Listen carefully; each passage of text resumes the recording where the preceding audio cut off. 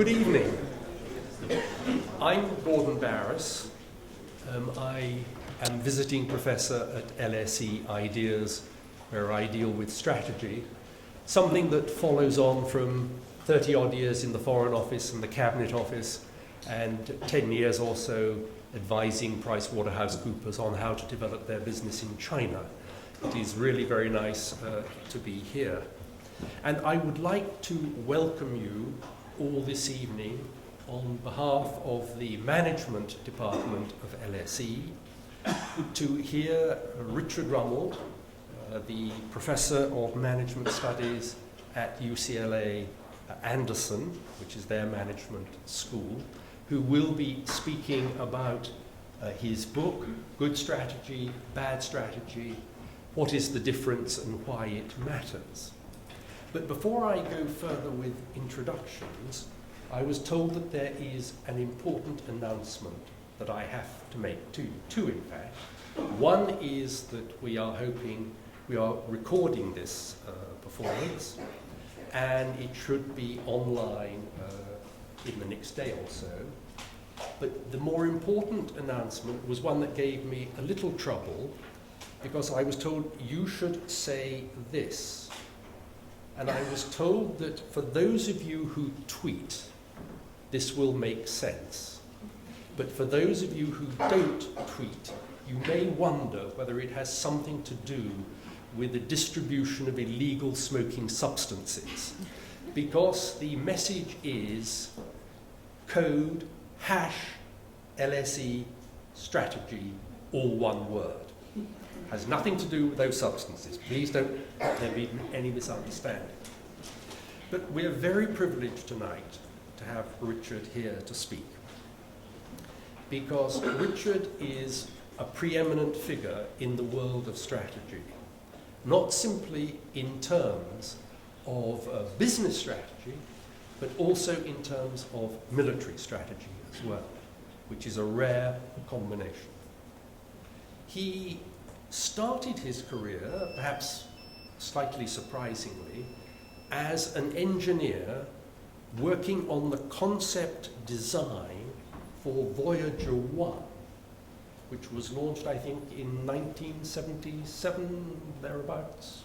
The mid-70s, yes. In the mid-70s, has been up in space now for some 34 or more years, and is now reaching the edge of our solar system. And Richard said that this was, in one respect, the first chance that he had to really think strategically about a problem. It was a design problem of this Voyager. But he then got himself catapulted from the Jet Propulsion Laboratory to the Harvard Business School. And in no time at all had completed his doctorate and had started his travels around the world helping other people to understand business strategy. He spent 3 or 4 years in Tehran, and was there in 1973 when the hike in oil prices really did bring home to people the need to think more about the future. Later on, he had taught at INSEAD and many other distinguished business schools around the world. Those of you who've had a chance to see the cover of the book, you can't quite see it here, Richard is described as the strategist's strategist. Now, that is certainly true. Strategy wonks really do have great respect for Richard and all the pioneering work that he's done. But that term strategist does sort of perhaps imply that other people wouldn't be able to understand quite as much about what he is saying. And that is not the case. His book is wonderfly accessible. As you go through it, you're not only getting the concepts that he's wishing to develop clearly set out before you, but you actually get a feeling that you're sitting with him in discussions with Steve Jobs and other luminaries of the business world, as well as, of course, some of the top strategy people in the Pentagon and elsewhere. I think you have heard enough from me. Richard, may I invite you to take the floor. Please welcome our guest.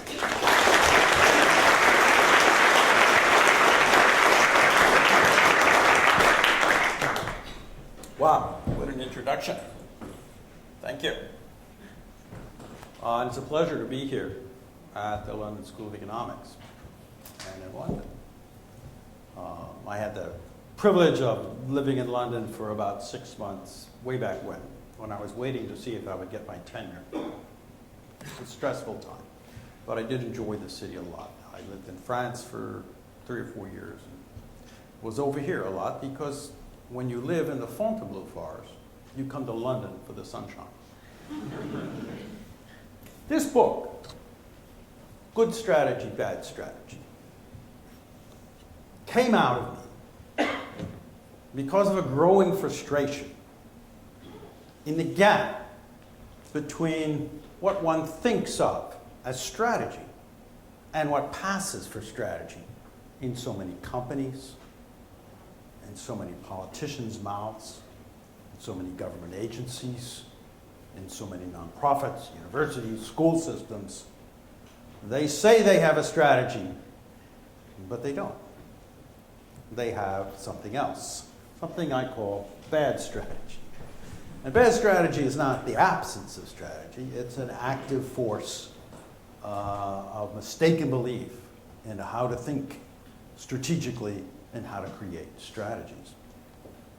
And so this book aims to try to paint these two pictures. Also, for those of you who are studying here at the London School of Economics, you might know that business strategy today is conceptualized mainly in terms of economics, in terms of competitive positioning within an environment, a competitive environment of some kind, an industry structure, and that competitive advantage within that industry is the coin of the realm. What I'm going to do today is talk about a different view of strategy. I'm not going to say that the economics view is incorrect, because it's not. It's quite correct. But it is only one view. That if we're going to talk about strategy for a nation state, or a hospital, or a government agency, or a school, or a business firm, we have to use a language other than competing within an industry. Because that's only one possible regime. So that's the introduction to what we're going to do. I want to take you back to think about strategy to 1996.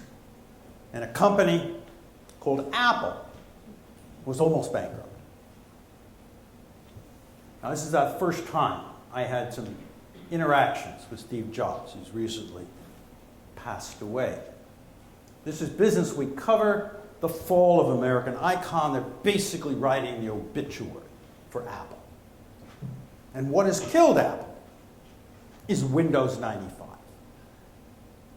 That Microsoft has come out with a graphical user interface, mice and windows, which was originally the Apple innovation. And given that, Apple's market share has taken an extreme dive. And in October of 1996, when Steve Jobs comes back to take the position of CEO for no pay, Apple's 2 months from bankruptcy. That's how much cash it has. That's how quick the cash burn is. Now, the advice from outsiders, what was it? Wall Street people said, do a deal. Get yourself bought by Sony. Get yourself bought by Sun. Get yourself bought by IBM. Get yourself bought by Hewlett-Packard. You're basically out of business. The techies, the Silicon Valley people said, well, maybe you should sell your software to Microsoft, or maybe you should invent something new and cool. Maybe you should do voice recognition or 3D. When Steve Jobs came back, he had a reputation of being a technical person, sort of, although he wasn't an engineer. The investment community wasn't very hopeful. They didn't know what was going to happen, but they didn't think much. They figured he would do a deal. Now, what did he do?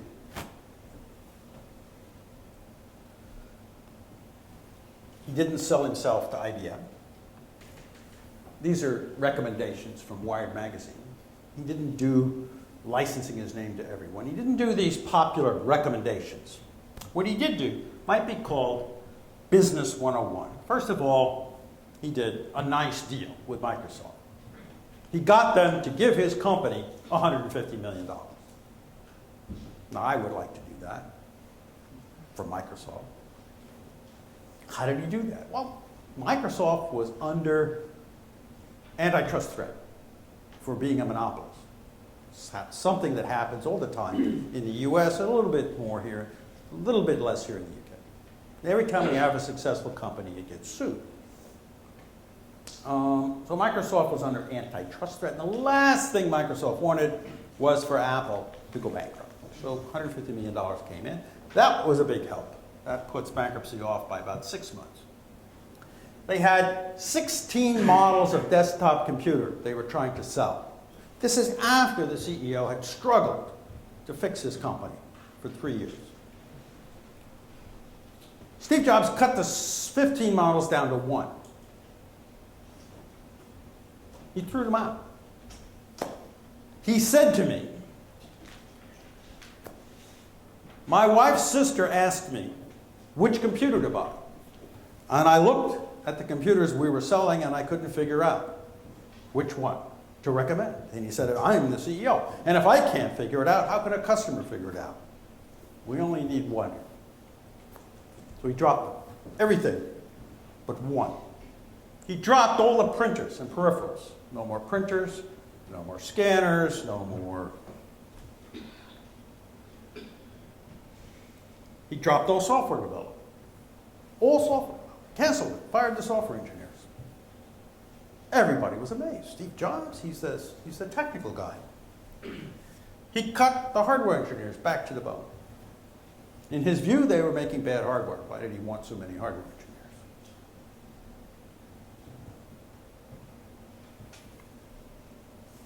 He cut 5 of the 6 national retailers. They had many retailers. He cut it back to 1. It was CompUSA. He moved all the manufacturing to Taiwan. No longer would we make any Apple products in the United States. And he opened up a web store to sell direct to customers. Now, what do these actions all add up to?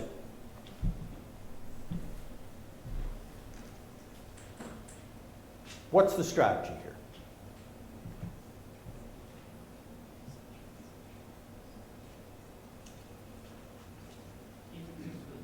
Excuse me? Keep it simple. Keep it alive. At one level, you could say, hey, it's just cost cutting. It's business 101. Every single step he did here, and he did this very quickly in a matter of 4 months, he's aimed at survival. We're about to go bankrupt. We're not going to do R&D. We're not going to do product development. We're not going to have all these reasons. We're going to cut it back to a core that can survive. We cut off the extremities. Now, people were surprised. Why were they surprised? Because they don't expect to see anybody actually perform this kind of focused action.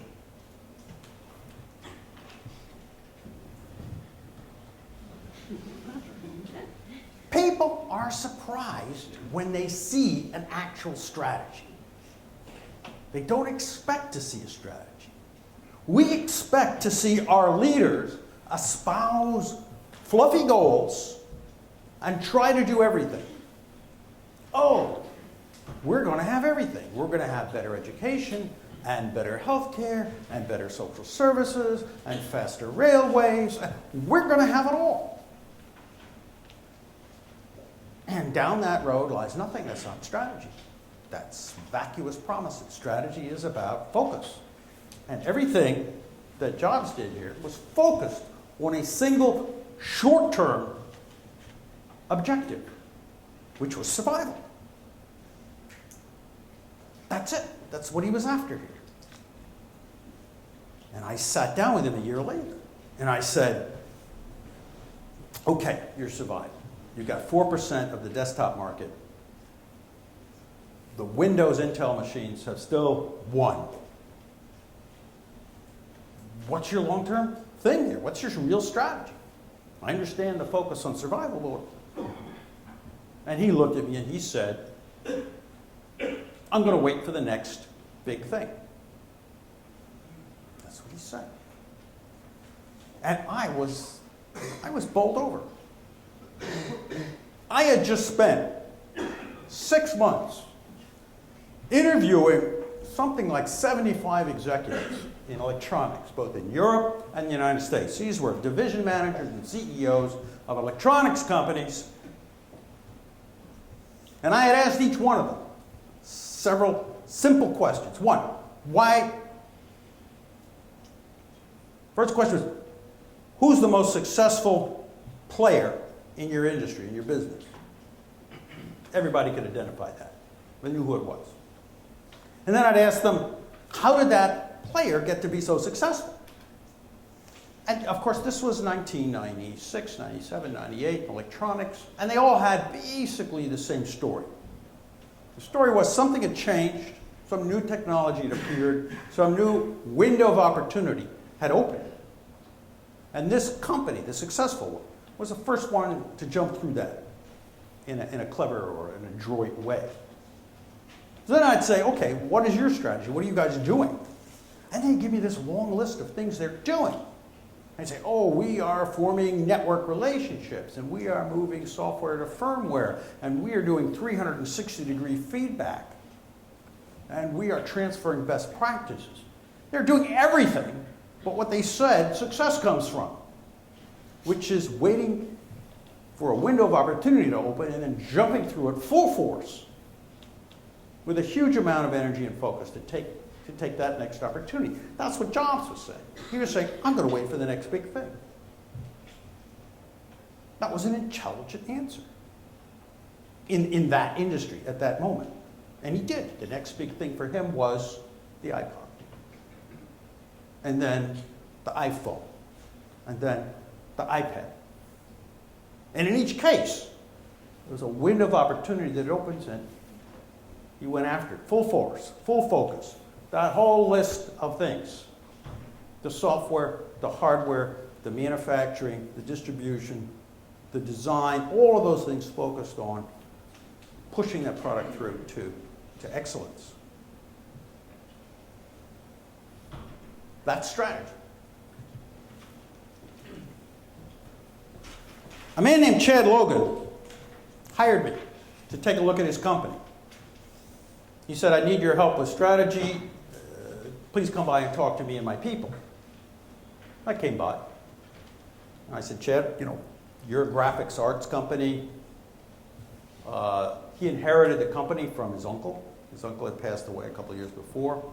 He was a high school football hero turned graphics artist, now manager. I said, what's the strategic issue here? He said, well, we have a plan. I call it the 2020 plan. 20% growth in revenues a year and 20% after-tax profits. That's the plan. I said, oh, okay, those are great goals, but what's the strategy? How is this fairly ordinary graphics arts company going to do this? He said, well, one thing I learned as a football player is you have to have the will to win. That's the main thing. And we're just going to push until we achieve this. I said, well, do you have a strategy other than 2020? He said, yes. And he had a plaque actually up on the wall that said, our strategies. We're going to be the graphics arts firm of choice. We will delight our customers.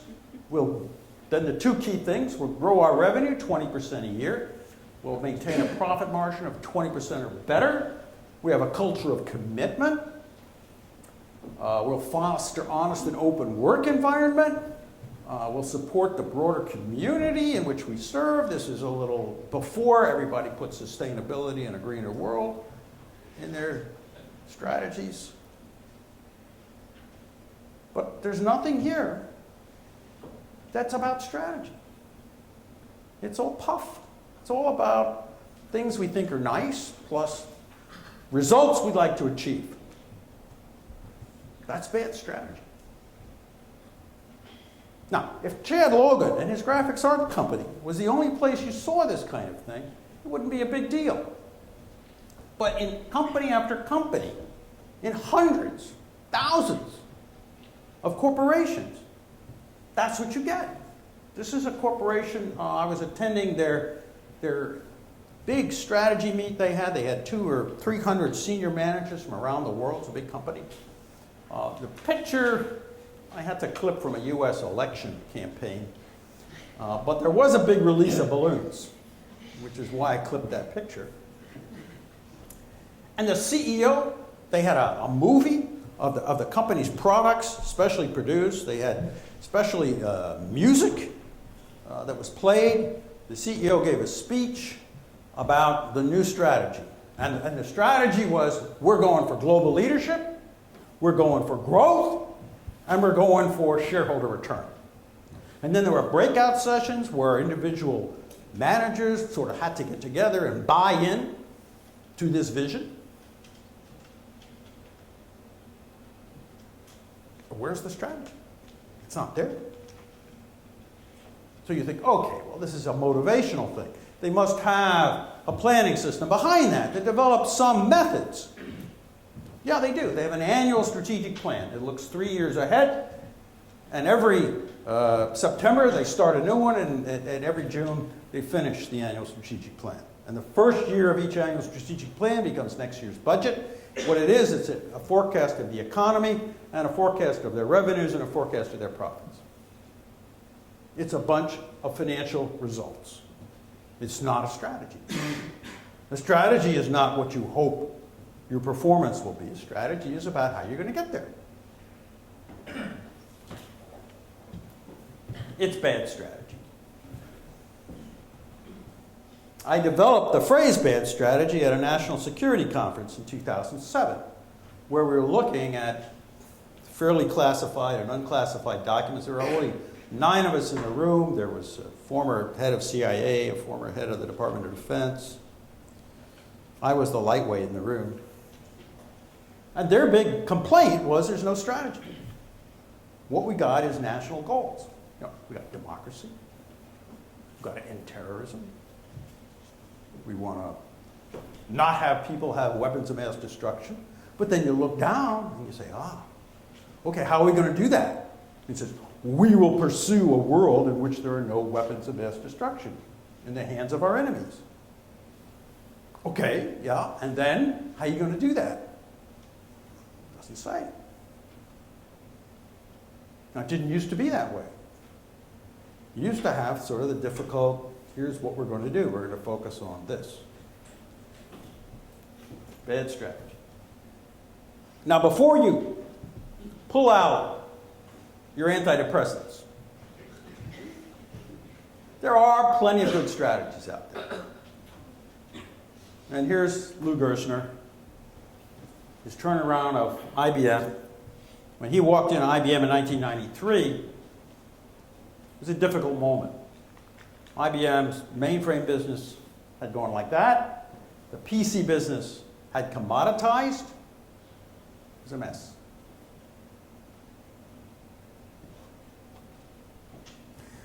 Lou Gerstner looked at it. The advisors came in, the Wall Street advisors, investment banking advisors. Everyone was prepared to split IBM up into pieces. The idea was that the computer industry had fragmented. That instead of integrated companies making all aspects of computing like IBM and NCR and so on, there were now operating system companies, memory companies, hard disk companies, etc. And so IBM itself should fragment to match. And Gerstner said, no, that's crazy. I mean, if you fragment, you're going to lose the base of competence, and you're going to lose the knowledge about all the different customers in the world. So what we're going to have to do is stop being an integrated company and turn and be a solutions provider. And if the solution is a non-IBM product, that's the way it's going to be. We're no longer IBM was no longer going to be a company that pushes its own products. Now, to do that took 8, 9 years. Most of the challenges he faced were organizational. They had fiefdoms all over the world that fought this. The head of IBM India, great guy, he rewrote the memos that he passed on to people. They came in from headquarters. There was a huge amount of opposition to this, and it got handled. It got handled over time. This is a dramatic change in strategy. And everything that Gerstner put in place, the firing of 75,000 people, the rehiring of many people, the huge reductions in the internal processes and outsourcing many, many processes, the enormous pressure to change processes to become speedier and higher quality, all of that was focused around this goal of that kind of change. Now that's a strategy. He understood the problem, and he devised an approach to dealing with the problem. He didn't say, oh, we're going to return to 10% growth. That's not a strategy. That's a hope. That's an aspiration. So what's a strategy? Excuse me. A bad strategy and a good strategy. I'm going to give you the hallmarks of bad strategy. First, 4 big hallmarks. I'm going to say what's a good strategy, and then I'm going to emphasize some of those pieces for you. A bad strategy is when it's all goals.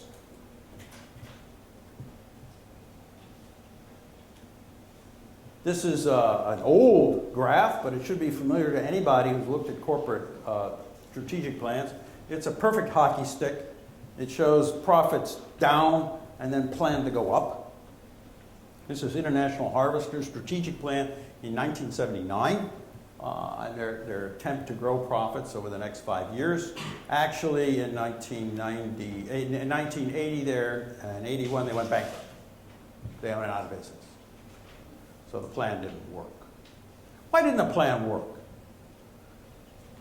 CEOs will say, oh, we had a great plan, but we had problems implementing it. Suggesting somehow that if only people had worked harder, these numbers could have been met.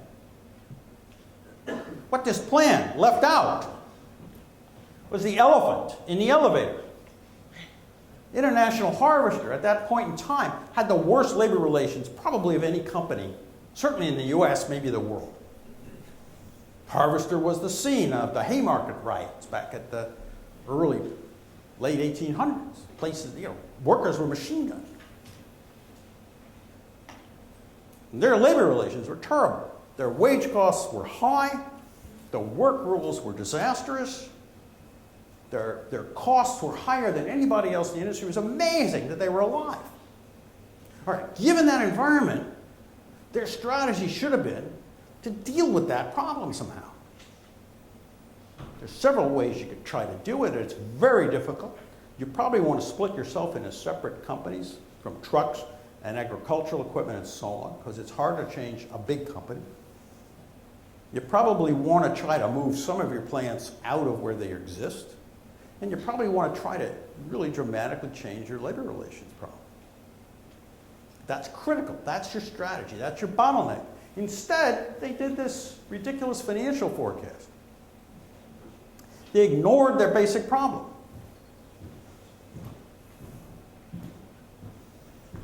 So, strategy that's all goals. Bad strategy. You know it's a bad strategy when it's all fluff. It's all vaporous concepts. There's a bank that I became acquainted with, and they said, our strategy is customer-oriented disintermediation. They're a retail bank. Of course they're customer-oriented, and disintermediation, that means you're a bank. So the strategy is, we're a bank. But they fluffed it up. How many times have you seen that? Fluff is not a strategy. People confuse the idea of strategy with abstract words. It's not. Strategy is focus. You know what's a bad strategy? When there's no problem. If we go back to International Harvester, the problem there was they didn't address the problem. Lots of bad strategies. The key thing about them is it's all about the future. It's not about what our challenge is. It's all about where we hope to get. But the problem that we're facing, every organization, every country, every government, every business, every nonprofit, every school has a challenge of some kind, some essential set of forces that they're struggling with. And unless you identify that and focus on it and think about it and analyze it, you can't develop a strategy. And after you develop a strategy, other people can't evaluate whether it's good or bad unless you stated what's the problem that it's trying to solve. You know, the Obama administration wants to have a jobs strategy in the United States. That's great. Well, why aren't there jobs? What happened to the economic growth? Unless you figure that out, you can't have a job strategy. The job strategy has to treat the disease. It has to deal with how come economic growth is flatlined. It isn't flatlined because there isn't enough stimulus. You can't stimulate an economy every month forever. We've been stimulating the U.S. economy every quarter for 11 years. Now, that's not a stimulus anymore. When you give someone amphetamines every quarter for 11 years, they become comatose. Maybe that's why we're flatlining. You know, when you drop interest rates down to 1% and keep it there for 4 or 5 years, you get huge property bubbles and asset bubbles. And you think, oh, I'm stimulating the economy. So you don't get economic growth from stimulus. And the lack of economic growth is not because you don't have a stimulus. Stimulus might conceivably be the right response to a recession, but the fact is, countries like ours that have run their debt up so high by constantly stimulating the economy, there's no slack left. You've already done that. All right, so you need to analyze what's happened to the economy. And one of the things that's happened is we don't have any technologies that are employing anybody. All through the 20th century, every invention we had created huge amounts of employment, whether it's railroads or airplanes or electricity or chemicals or television or computers or automobiles or roads. Millions and millions of people were employed, manufacturing, distributing, and fixing that stuff. Google employs 10,000 people. That's it. This is a small town. It's a village. What about everybody else? YouTube? How many people work for YouTube? Hardly anybody. It's a bunch of servers. And so our new technologies, while they're very exciting, they don't employ anyone. And the old technologies are all being shifted abroad. So that's a problem. When you begin to identify the problem, you begin to think about strategies for somehow coping with it. You know it's a bad strategy when it's a dog's dinner. Dog's dinner is a long list of things. That's what committees produce. 75 items that we have to pay attention to. Clean up the sidewalks, fix the seats, that kind of thing. I call it a dog's dinner. What's a strategy? This is back to basics. I'm not getting into the 5 forces. I'm not getting into how to innovate. I'm getting back to basics. Legendary coach Vince Lombardi in the United States, football coach. At the beginning of the season, he used to hold up a football and point to it and say to the Green Bay Packers in their first training session of the year, "Gentlemen, that's a football." It's getting back to basics. He's reminding people of what's going on. What are we there for? The basics of strategy is a coherent mix of policy and action designed to surmount a difficult, usually high stakes, challenge. That's what it's about. That's what it is. It's not an industry analysis. It's not a goal. It's not a wish list. It's a design of policy and action to deal with a high-stakes challenge. Good strategy has something I call a kernel. Kernel isn't the whole thing, but the kernel is like the center of a seed. It is an essential thing from which a strategy grows. The kernel has three components: diagnosis, which I've talked about. What's the problem here? What's the nature of the challenge? Why do we have flatlined economic growth? Why do we have a European debt crisis? Why are 40% of the kids dropping out of school in the Los Angeles school district? What is the nature of the problem?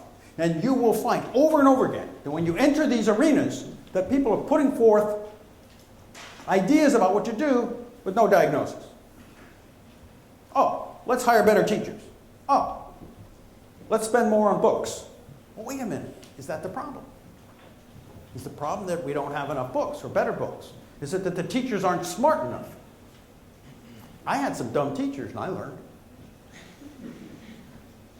Don't know, but you've got to do the diagnosis.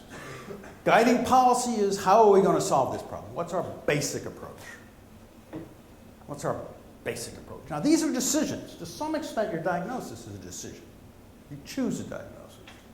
There may be multiple ways of diagnosing a problem. A social scientist will always diagnose it in a way that has maximum causal explanation, but often no levers for change. Nothing you can do about it. A good strategist will try to find a diagnosis that suggests, here's something you can do to change things. And then coherent action is the third element. Those three elements, if they're not all present, they don't have a strategy that's as powerful as it could be. I'm going to cover 7 or 8 key things to look for to create powerful and good strategies. One, that I've said over and over again, I'm going to just say it again: diagnose the challenge. What do we got here? I talked about why is there a debt crisis in Europe? Why are students dropping out? Why is there a debt crisis in Europe? What is the problem? Run out of money. What's the problem? Let's just take Greece. There's the key hot button right now. What's going on there? Greece can't pay back its debt. Why did a country borrow more money than it can pay back? How'd that happen? Think about it. How's that happen? Did they make a mistake? Did they not do their sums?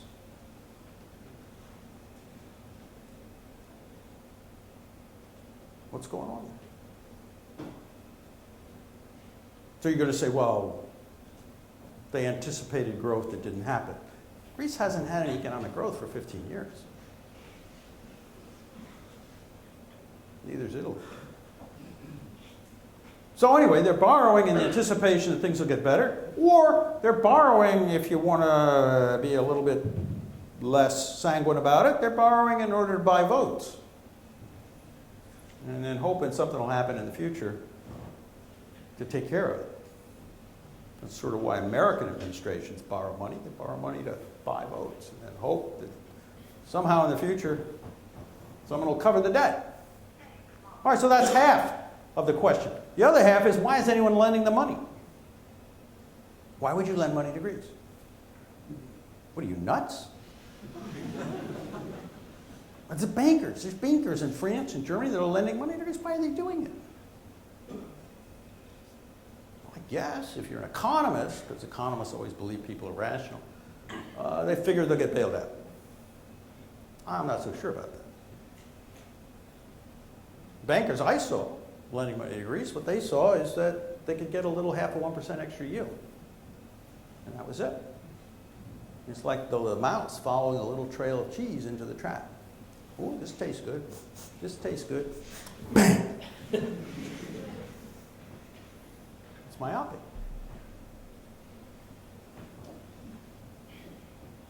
And then there's other elements of the problem. But if we look at the problem, it's not going to be solved by bailing out banks or bailing out Greece. It's a systemic behavior problem of national governments within the EU itself and with banks.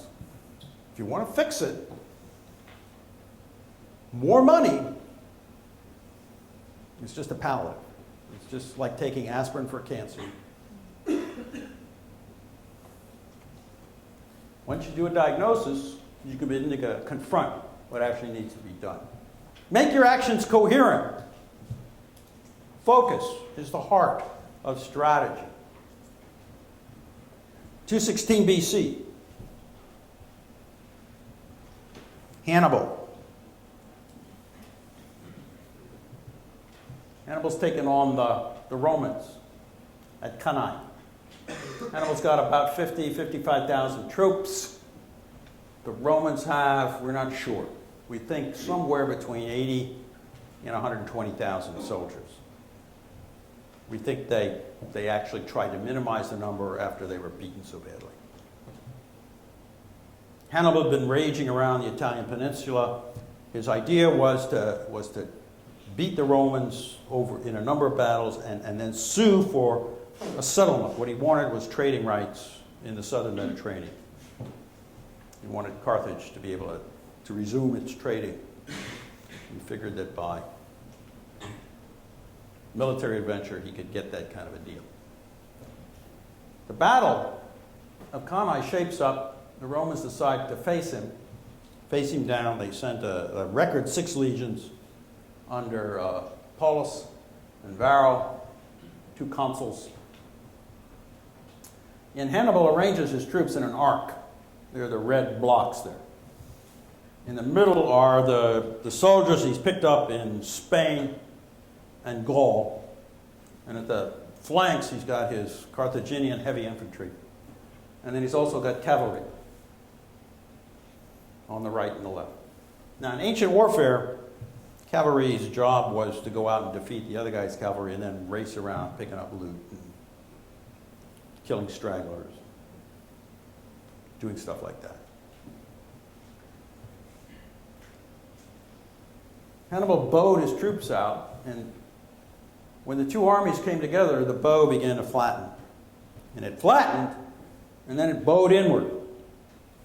And the Romans, seeing this, figured, oh, the Spaniards and Gauls are retreating. That means we won. So here they are with the bow flat, and the Romans pushing the center back, and it looks like victory. And Romans begin to shout their victory cries and push together in the center to break through the center. That would be a great strategic victory. The center bows back even further. They don't seem to notice that here and here, the Carthaginian heavy infantry is not really involved. They're just hanging around. The bow pushes even further back and then stops. And these soldiers from Gaul and Spain, instead of sort of backing up, suddenly turn and hold. Some few reinforcements come in. The heavy infantry from the side comes in. The cavalry unexpectedly comes in from the rear and closes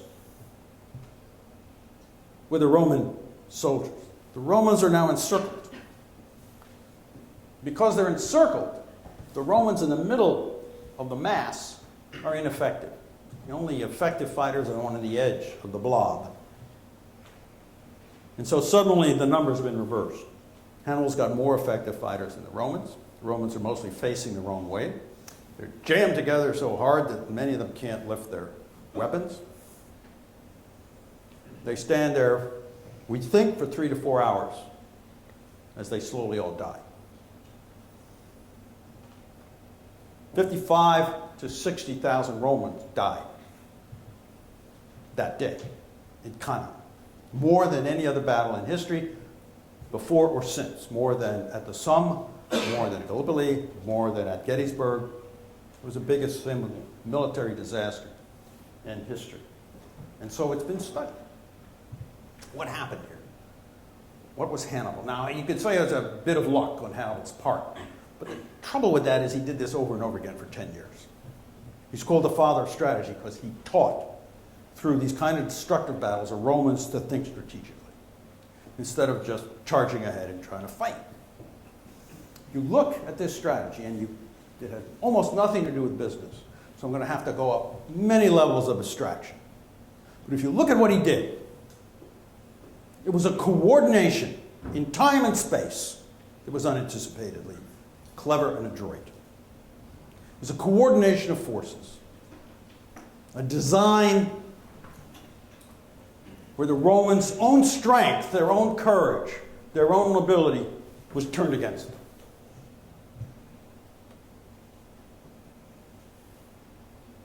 Strategy exploits your predictable nature of the world, whether it's your enemy or the weather or business cycles, and you coordinate your forces. You coordinate things around what you're trying to accomplish. The competitive advantage of strategy is that focus, that coordination. If everybody did it, it wouldn't give you an advantage. But as I said at the very beginning, it's surprising when we see a strategy. Here's Hannibal, statue in the Louvre, semi-modern. He's counting the rings of the 80 senators that were killed at Kunin. Now, the Romans gradually recover from this. It takes them a long time. They outlaw the word peace. Every male is brought into military service, and it takes them 10 years to finally chase down Hannibal. Never really defeat him in battle. What they finally do is go back to Carthage and burn it.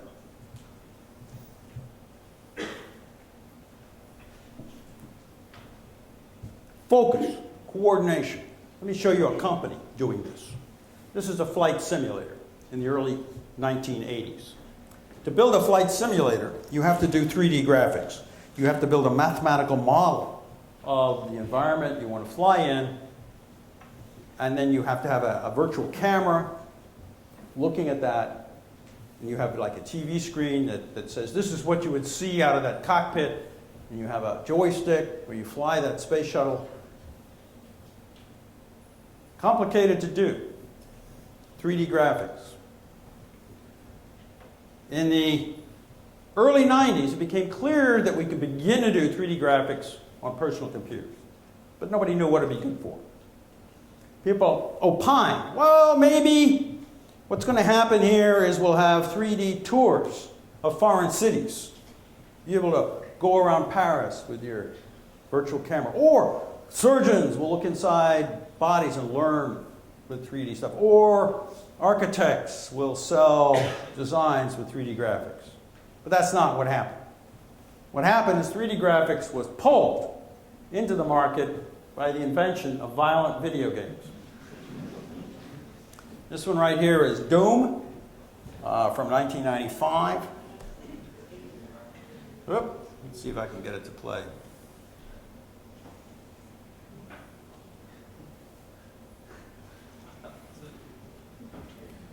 All right, so this is a video game where you run around with a shotgun and shoot monsters.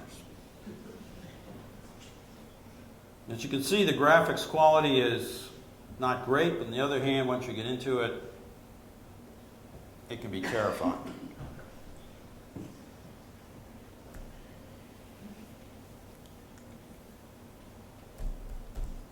Why is this thing not going to go? Okay. So in 1996, a company named 3DFX brought out the first card that you could plug into a PC and make this stuff work fast. Now, if you were a teenage boy killing your friends on the internet by playing Doom, where you were one of these guys running around and your friends were other guys running around, you're shooting at each other. If your video card isn't fast and isn't capable, you get killed constantly. So in order to avoid that, you want to buy a video accelerator. And 3DFX came out with the first effective one. SGI is a company that had invented all these concepts. Jim Clark, the CEO, left to form Netscape. The new CEO from Hewlett-Packard said, our goal is 50% a year growth. He ignored this burgeoning market. He was after workstations. NVIDIA, the company I want to focus on, brought out a card that was aimed at this. It failed. It was the wrong technology. They went back to the drawing board. They put together a strategy committee. They thought about the nature of the problem, and they came up with a way of dealing with it, and dealing with the fact that Intel was about to enter the business. They tried to understand the situation. Their diagnosis, their understanding was that these gamers, they'll pay for almost any power we can deliver. They really want high-quality graphics. That the industry works on an 18-month cycle. That's basically Moore's law turned into an industrial machine. And every 18 months, Intel and everybody else comes out with a new architecture based on smaller sized pieces of chips. That Intel CPUs are on one chip. So as they get more and more, as their designs get more compact and smaller, they tend to put more chips on a wafer and try to reduce the cost.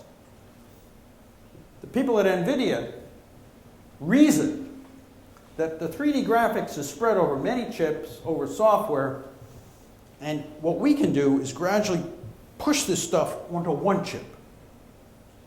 More integration. And by doing that, we can move this performance much faster than Moore's law. 2 to 3 times faster than Moore's law. And they believe they can introduce a new version, a new chip every 6 months. Very tough, because the industry works on an 18-month cycle. To introduce a new chip every 6 months, however, if we look at the technology frontier, the blue curve, and we say, okay, here's Intel, the red line, going along every 18 months with a new chip, we can see that Intel is going to be at the frontier here. Then 18 months later, their new chip will be at the frontier. And then 18 months later, their new chip will be at this frontier. If you go every 6 months, you'll be at the frontier more frequently. And on average, you'll be higher performance in the market. You'll also have more buzz, if the market can absorb it. So what they did, and here's the key thing, the focus, like Hannibal, the different moves in time and space to make this work. They put together 3 overlapping teams. Each was going to work on an 18-month cycle, but each was 6 months offset from the other. So every 6 months there'd be a new design coming out. Wow, every 6 months a new design. The trouble with that is any kind of delay screws it all up. It's a mess. The biggest and worst delays you get are when you put a design out to a semiconductor fabricator and it comes back, they send you 5 or 10 chips, their first run, and you put them in you plug them in, and they don't work. Oh my God, now what? You got to figure out why they don't work and send them back. Usually it's some kind of design flaw in the electrical characteristics. NVIDIA, with their second round of venture capital, built the world's largest simulation facility to simulate the electrical characteristics of these things so there wouldn't be any rework. To build the software, typically the way the industry works is you got the chip and then you program the software on a chip. NVIDIA said we can't wait. We've got to build complex emulation facilities that emulate what this chip is going to be like, and so we could start the software development. The way the industry worked was people developed these chips and then they sold them to board makers. Companies like ATI, or companies like Champion, or companies with other names. And they would put the chip in their board and they would develop the software. And NVIDIA said, no, we can't do that. That's too slow. We're going to have to develop our own software, and we're going to have to go around the board makers. We're going to find no-name board makers in Asia who are willing to put our chips on the board and our software on the board. We don't want to get in the board business. It's profitless.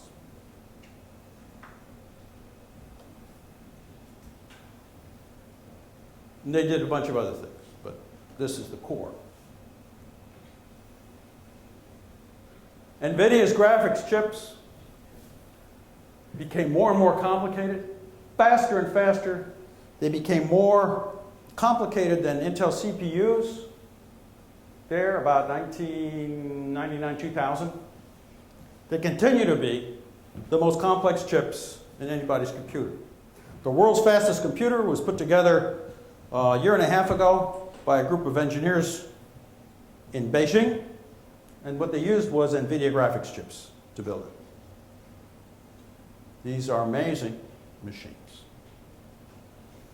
NVIDIA raced ahead of its competitors. 3DFX went bankrupt. Intel tried twice to get into this business of 3D graphics, and twice it failed. It could not deal with a shift from its 18-month cycle to a 6-month rapid evolution cycle. It's a big company, a technical company, very competent company, and this is a small market compared to its major market, and it just couldn't make the shift.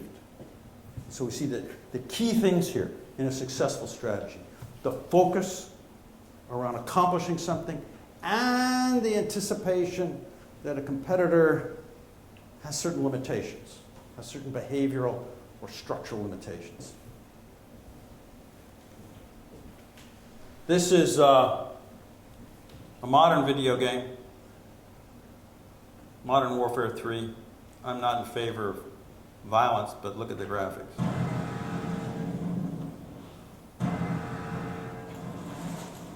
This is all triangles. Millions and millions and millions of triangles that people create these images out of. It's not a movie. It's 3D graphics.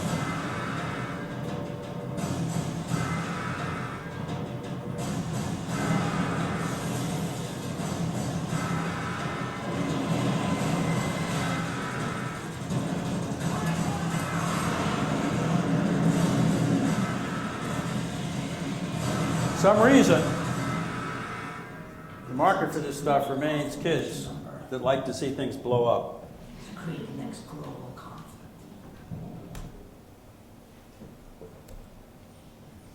Number 3, insight. Strategy is about insight. There's no way around it. It's not about looking at a matrix or a graph or a curve and picking your strategy. It's not about the 8 boxes and your strategy is the one on the left. It's just not that way, any more than a great film director. It's about pick one of the 4 plots. Anybody tries to sell you that, it's a fake. It's an insight. Number 4, you've got to create proximate objectives. Strategy is not about the far future. It has to do with the future. It has to do with us getting to the future and not being stuck. But the way we get to the future is doing something now. Doing something now to push through the challenges and problems we have. A proximate objective is one that's feasible. It's one that we can actually achieve in the near term. I like near term 1 year, 18 months, 2 years max. It doesn't have to be near term, but it has to be pretty feasible. What do I mean by pretty feasible? A reasonable expectation that it can happen. What do I mean by reasonable? Well, you know what I mean. It means not blue sky.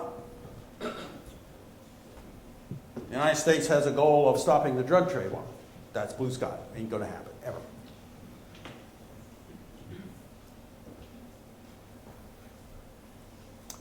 John Kennedy, his goal of putting someone on the moon by the end of the 60s was a proximate objective. How do I say that? This is often held up as some kind of big, hairy, audacious goal or a giant leap into the unknown. No, it wasn't. We knew how to put people on the moon. You want to put people on Saturn right now? We can do it. Just expensive. You put them in a big steel tank, you stick some gas in there, some oxygen, put some food in there, and send it off. The technical problem we had to solve to do this, the real technical problem, first you need big rockets, but secondly we needed a throttleable rocket so you could land on the moon. You needed something to get throttled because there's no air there. You can't do parachutes. Why did he do this? He did it for strategic reasons. He asked the vice president, what should we do to beat the Russians?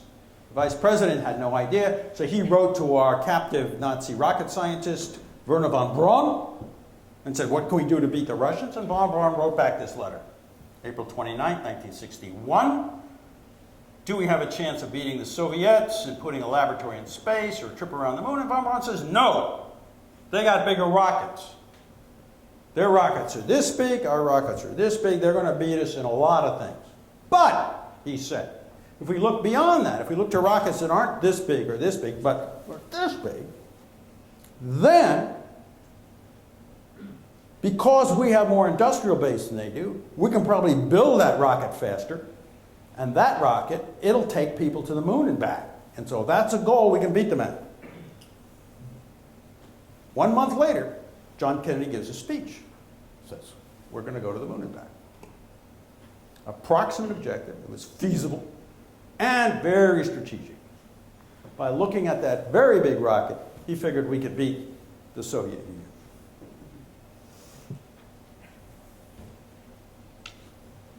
That's the kind of rocket it took to go to the moon, the one on the right.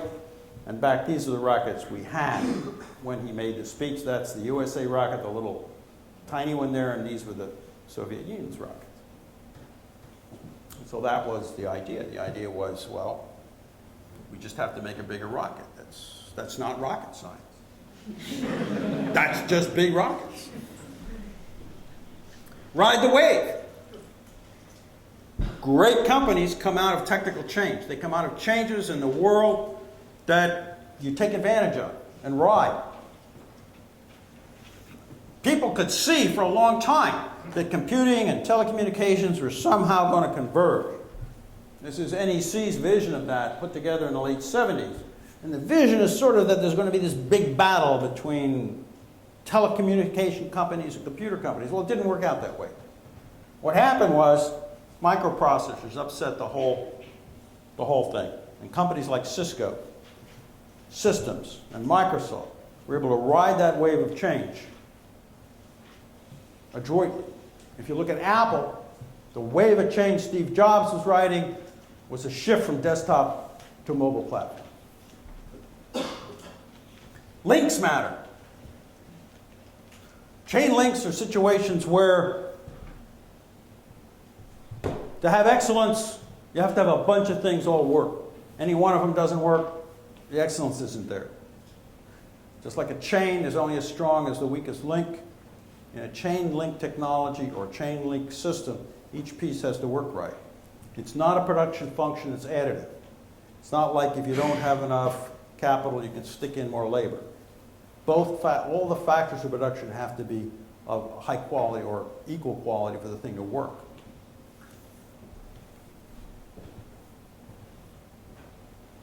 I'm going to skip over some analysis here. Expect entropy and inertia. Would be my 7th principle, a good strategy. Understand that the real world out there, things are a mess.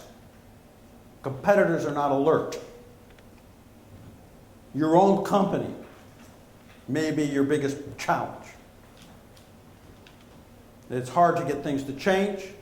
Other companies don't change easily. Other nations don't change easily. Expect entropy and inertia. Here, for example, is General Motors in 1919. That's its product line. Ford, its competitor, has got the Model T down there. These are the price bands.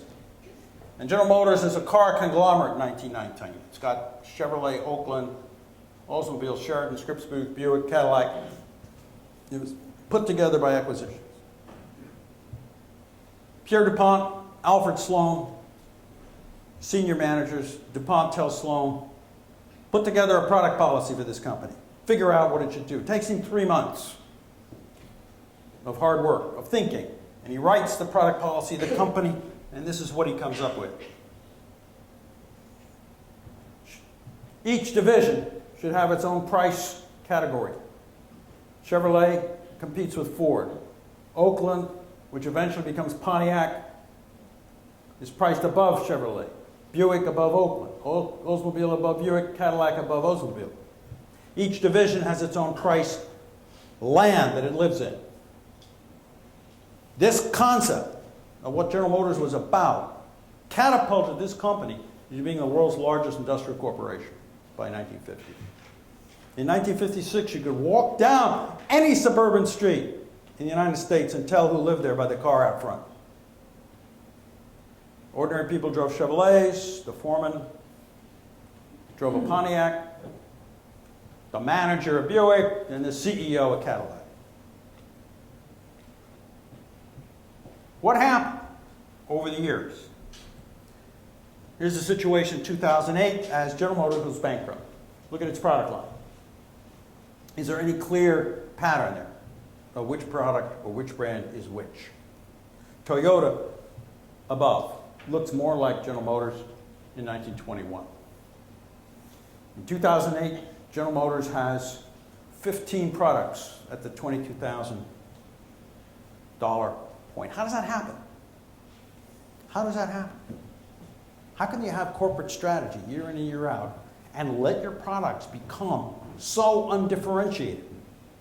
As in when Steve Jobs walked into Apple and said, "Oh, it's 15 computers here, I don't know which one to tell someone to buy." It just happens, and I call it entropy. This happens because the original plan gets mushed over time. It gets disorganized. You can imagine that if you're in the Buick division, you're sitting there and saying, "Geez, our job is to have this high-priced car, but you know, if we had a car that was lower priced, we could sell more units and get a bigger bonus. So let's push headquarters to allow us to have a lower priced car." Now, headquarters' job is the same job that parents have when the 13-year-olds come in and say, "We want to have beer at the party." Headquarters' job is to say, "No, that's not the way it's done around here. Your job is to stay up there." But over time, it's hard to say no. And Buick starts putting out cheaper cars, and Chevrolet starts putting out expensive cars, and so on, until everything is mushed together. Now, it's not only just mushed together, but the company is competing with itself. All these different models are price competing with each other. And each of them requires their own advertising budget, advertising the same price point and the same characteristics. So they're like a whole industry that's become price competitive through their own internal craziness.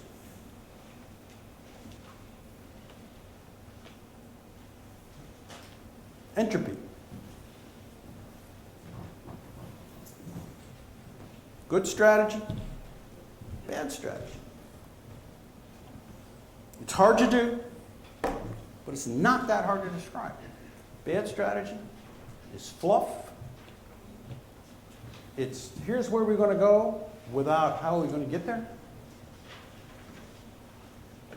It's not defining the nature of the challenge, so that when you put forward a plan, no one can assess whether it's a good plan or bad plan because you don't know what it's trying to deal with.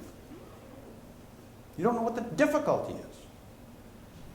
Good strategy has a lot of characteristics. A few that I put forward. Primary one, focus, energy. Don't disperse it in all different directions. Focus particularly on a proximate objective, something critical that can be accomplished in the near future. Good strategy, bad strategy? Thanks for your attention.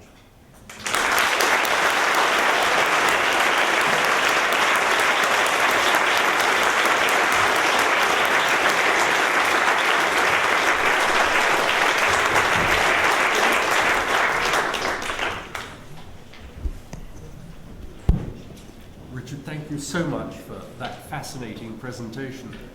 The lectures, public lectures at LSE are normally characterized by the audience being very interested in what the speaker is saying. But I have rarely seen so many people taking notes while someone has been speaking, and I take that as a great compliment to your performance. We do have time for questions, about 20 minutes. So if any of you would like to pick up particular points with Richard, please do. The gentleman in the middle there. Yes, my name is Mr. Stefano Bonfa. I'm from Oxford Sustainable Development dealing with strategies.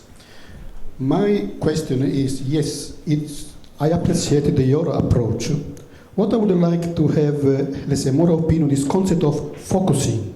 How you can focusing in something once you don't know in the diagnosis phases. In other words, in order to have the problem, we have to have the information, we have to have the data.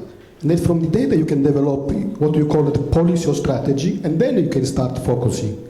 So the first step, in your approach, I think has not so much emphasized. Second question is, yes, I do appreciate that you push about technology. I do work with IBM. IBM has developed this concept of information management system, where he focuses mainly on how you manage the information from the bottom until the strategies. Thank you.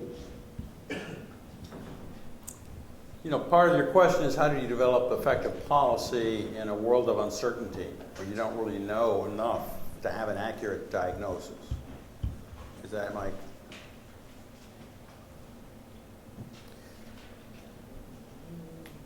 A good strategist is a bit like a scientist. You're working with empirical data. You're forming a strategy. It's fundamentally a hypothesis about what's going to work. We'd like to have a hypothesis that we're sure is going to work. But we rarely are vouchsafed that kind of certainty. What we try to do in the best of cases is develop some tests, some experimental data from the world that tells us more about what's the nature of the problem. Companies that you can have multiple countries or multiple outlets or multiple stores or multiple initiatives and see which one is working better, they can move more quickly. In government and in policy areas, collecting information sufficient to analyze the nature of the problem is costly. The worst strategic situations are where there's a huge amount of uncertainty and we only get one try. Because then we have to have an accurate diagnosis, we have to formulate a plan, we have to carry it out, and it either works or it doesn't.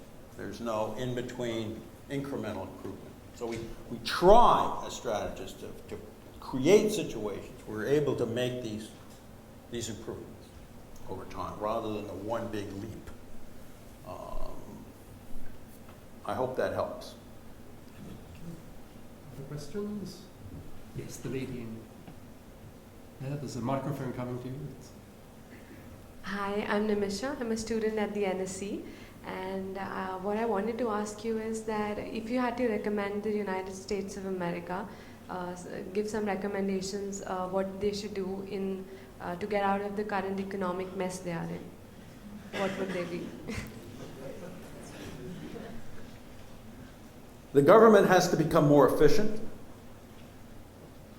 It is incredibly inefficient in what it does, which has created a group of voters, a large group of voters, that do not trust it to do anything.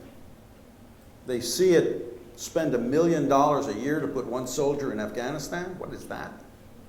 They see it throw money at banks, build trillions. They see it when there's a horrible flood, a catastrophe in New Orleans. The federal government can't get its trucks there. The truck drivers didn't have permits to cross state lines.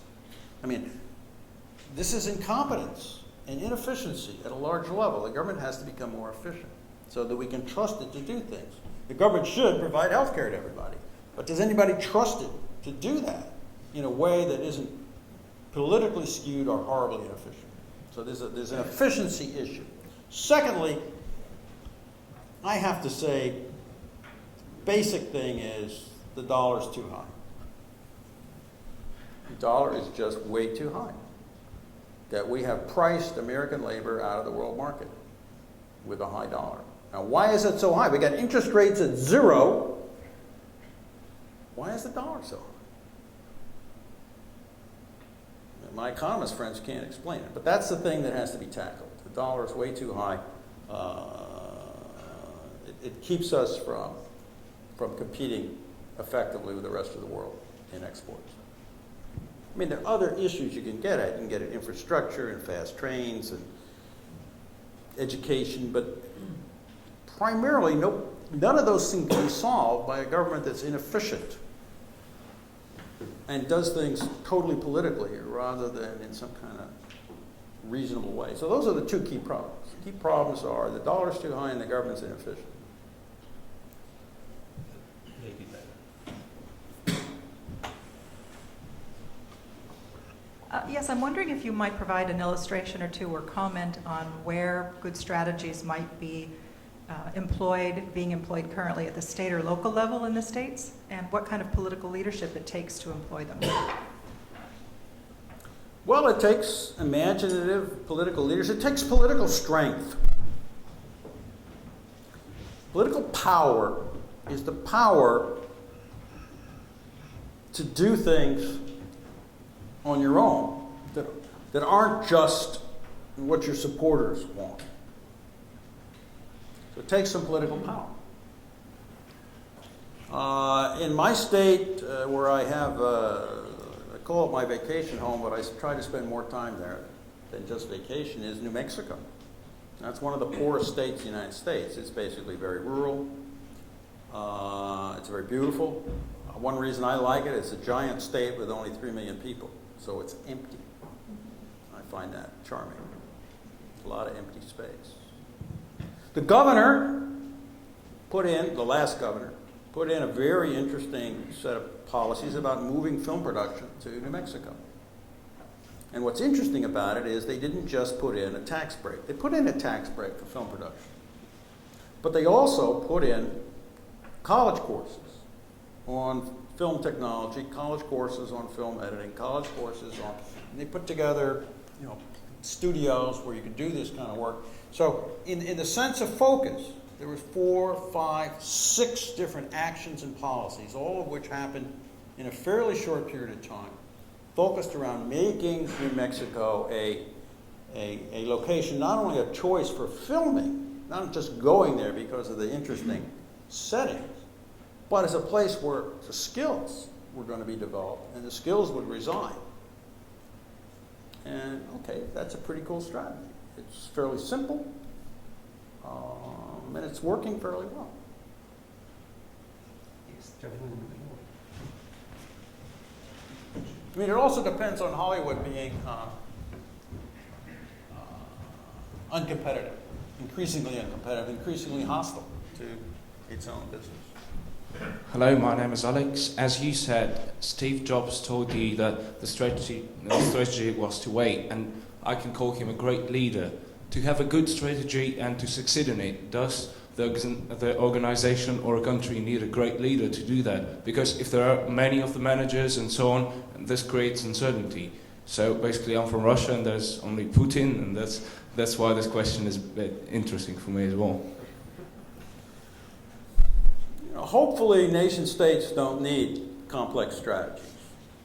Unless they're going to go to war, you should basically provide the hygiene factors that allow everybody to get on with life. Decent infrastructure, a certain amount of education, stuff like that. Do we need a great leader? I'm not going to say that. The trouble with great leaders is sometimes they're horrible and sometimes they're good. It's like monarchs. There are moments when monarchs create golden ages because they're long-lived and they're really smart. But once you go to monarchy, then you're going to have some really terrible monarchs that take you down into hell. So you don't want to commit yourself to that system. What a strategy is, it is an imposition on a system. In other words, if we look at a system, either a country or an organization or a business, and we say, what will this business do over the next 3 to 5 years if left to its own devices? We can sort of figure out what it's going to do. Strategy is to change that, is to create some kind of coherence between disparate pieces.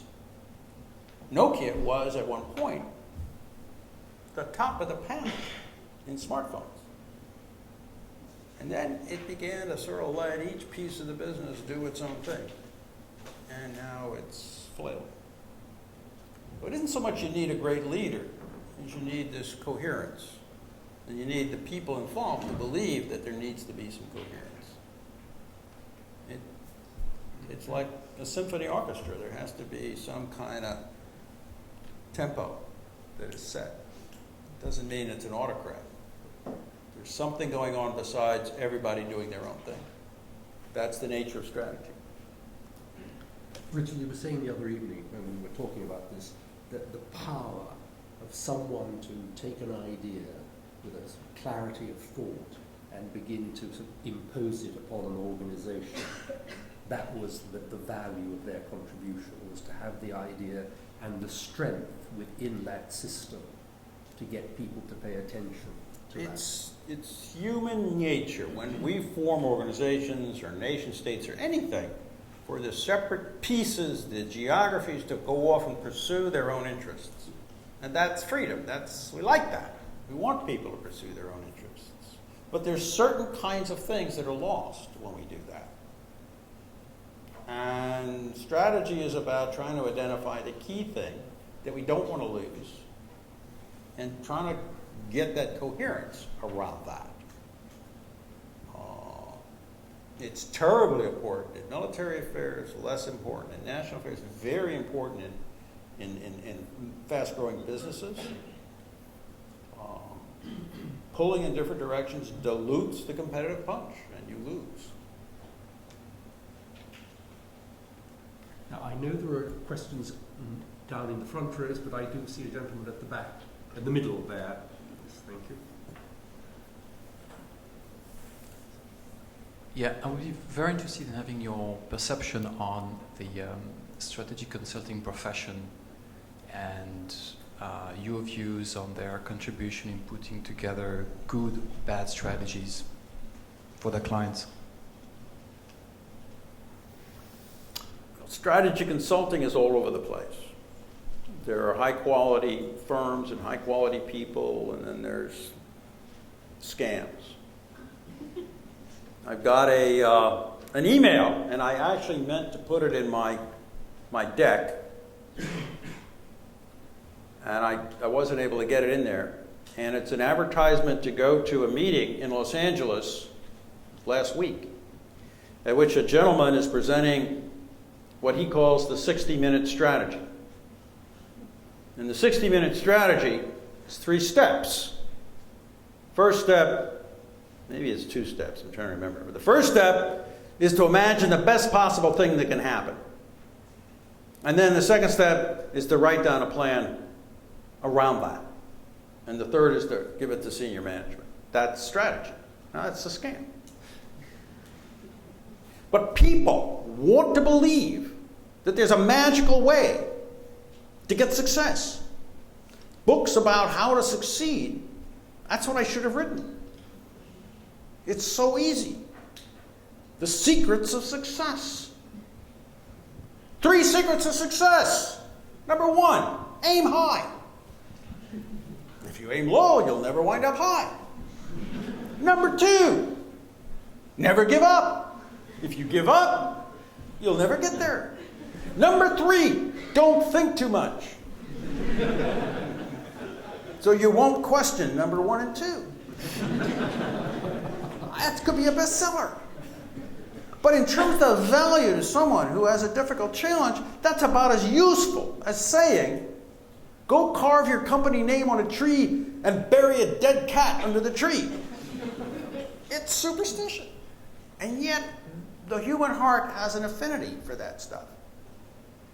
We hope that it's that easy. Never give up. I'm coming back to the front. There's a gentleman at the back. Well, thank you very much. My name is Ayo, and I run a product and packaging design consultancy here in London, servicing East and West Africa, a very small company.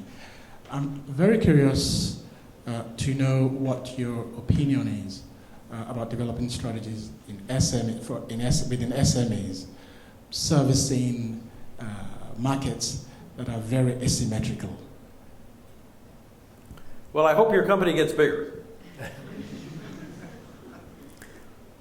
hopes. Hope. What's the problem in developing countries? Why is it so hard? I mean, I'm 68 years old, and developing countries have been developing my whole life. We begin to need a different word. The problems, if you look at my chapter in my book about chain link systems, and a piece on my website about that, I think that the issues are chain linked in developing countries. That means when you fix one thing, it's not good enough. That you say, oh, let's have better ports. Well, the better ports don't help if you don't have better roads. Say, okay, let's have better ports and better roads. Well, that doesn't help if there are pirates who are stealing the stuff on the roads. You say, let's get safe roads and better ports. You say, well, that doesn't help if the government's corrupt. So let's get rid of the corruption and fix the ports and fix the roads and get rid of the pirates. And well, that doesn't help because the imported products are putting the local people out of business. So there's problem after problem after problem. And it's very hard to deal with chain link systems unless you get a bunch of things moving together to improve. It's just like in an automobile company. You can improve the design and you can improve the marketing, but if the car falls apart, the manufacturing is faulty, no one wants to buy the car. On the other hand, some forms of excellence out there are the opposite. It's where you have 5 or 6 things all working well. And that's what's so hard for other people to copy. And so I call that a chain-linked situation. And one of the reasons it's hard is because efforts to fix one part don't repay their investment cost. You have to fix a bunch of parts to get a result. And I know that's very vague and very abstract. But, I've worked with people in developing world, and that's sort of what I see, is there's so many different pieces that have to be put together to work. And that's the issue. Does that help? It opens more questions. Well, I'm afraid we'll have to move on to another questioner. In the front row, please. In the second row here, please.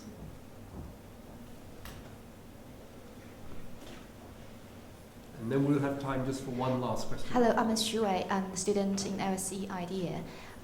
Even if a strategy focuses the resources on a very clearly and correctly identified problem, it would somehow turn out to be a failure. So my question is, do you equate good strategy with success and bad strategy with failure? Thank you. No, I don't. I mean, bad strategy can succeed and good strategy can fail. The world is uncertain. Companies succeed from luck sometimes.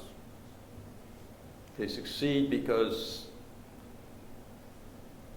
look at Groupon. I mean, Groupon's strategy is to try to get a lot of money from stock investors. That's it.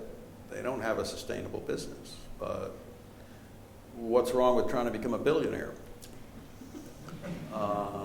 So maybe that's the strategy, but it's flaky from a business policy viewpoint or a business strategy viewpoint. So companies, the arc of companies is that they usually do something right. Countries do something right, and then they begin to succeed, they begin to grow, they begin to have all sorts of great things happen. And as I said the other night, then you get in the habit of extrapolating that. You begin to think, oh, strategy is looking at next year's increment of growth, and next year's increment of new wealth. That's what we do. It's happening. We're growing. We're great. And you lose the habits of critical evaluation because you don't need to. Because the rain is falling and the sun is shining and the harvests are coming in. And it's 15 years down the road or 10 years down the road, suddenly there's a blight and a drought. And so what's happening? let's project future growth. Oh yeah, okay. You project future growth. Next year there's another blight, another drought. Things aren't working. You've forgotten about how to deal with adversity. You've forgotten that you should be putting grain aside for the bad years. Remember the Bible, 7 fat years, 7 lean years? This is not like new wisdom. But we forget to do it because things are good. And we don't put aside resources for when things are not good. It's the nature of the human condition. So, one of the things about the human condition is that there is this cycle in the affairs of people, where good times lead eventually to sloth and decadence, which leads to bad times, which leads maybe to a strengthening and the return of good times. And maybe it just leads to Easter Island. The last question there. Hi, my name's Luke. Just one quick question. You touched on it slightly in your speech earlier. As a strategist, what do you feel is a strategy, or maybe have they even thought about strategy, in central banks, governing bodies and countries throwing money at the economic problem at the moment, i.e. QE1, QE2, probably QE3, 4, 5, and so on? I think it's a fantasy. They started out throwing money at banks because they formed an erroneous belief that the problem was banks weren't lending money. It is now clear, and it was clear then, that it wasn't that banks weren't lending money, it's people didn't want to borrow. So throwing money into banks to increase liquidity didn't do anything. Then they put interest rates down to 0, which really hurts guys like me that saved money all their life and now I can't earn anything. They sort of wanted that to happen. What they wanted people to do is get their money out of safe things and put them into risky things and drive up prices. Because their theory was if they drove up asset prices, people would feel richer and go out and spend. Well, that hasn't worked either, and it really doesn't make much sense. I think central banks should stop trying to fine-tune economies. I think they shouldn't bail out banks. I think if a bank makes a lot of bad loans, the bank should be nationalized. The manager should be fired. It should be recapitalized and spun off. The Swedes did this, and they did it with great skill and speed. I was a consultant to some national people at the time, and I suggested that they use Guantanamo Bay to take the banks through rapid bankruptcies, but I was laughed out of the room. But the issue is not Guantanamo Bay. The issue is the legal system does not allow you to do anything quickly. To take a bank through bankruptcy and reconstitute it in the U.S. without using enormous executive power, basically war powers, would require 10 to 15 years. And while the lawyers fought and fought and fought. And so the fundamental problem is not the Federal Reserve System or the central banks, it's the legal structure. It's certainly in the U.S., and I can't say about the U.K., that prevents you from doing very much about these organizations. But certainly, they shouldn't be bailed out. And if they're too big to fail, I don't think splitting them into small pieces is the answer to too big to fail. Because basically, much of the risk they have is counterparty risk. And so the more counterparties there are, there's more risk there is. But I think limiting the crazy incentives that people work under, which allows them to become wealthy beyond the dreams of Midas by taking hidden risks, it's an unwise way of running financial institutions. Banks and insurance companies have the same problem, which you can always make current results look better by taking a hidden risk that's under the table. And people do it, and they walk home with $30 million bonuses. Well, ladies and gentlemen, you've had the trailer. The film, so to speak, is available outside. I do commend it to you, and would like us all to thank Richard very much for giving us such a stimulating evening.